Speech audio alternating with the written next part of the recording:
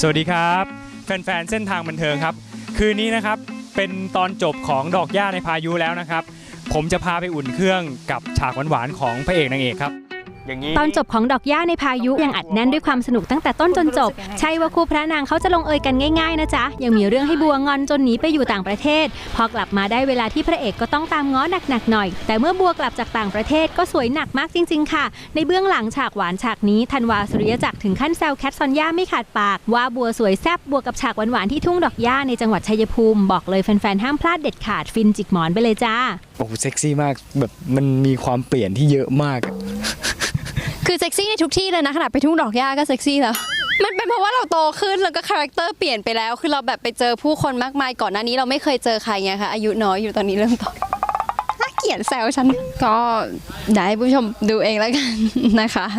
ดอกหญ้าในพายุตอนจบคืนนี้เจอกันค่ะเดี๋ยวพักกันสักครู่นะครับช่วงหน้ามาสนุกกันต่อนะครับ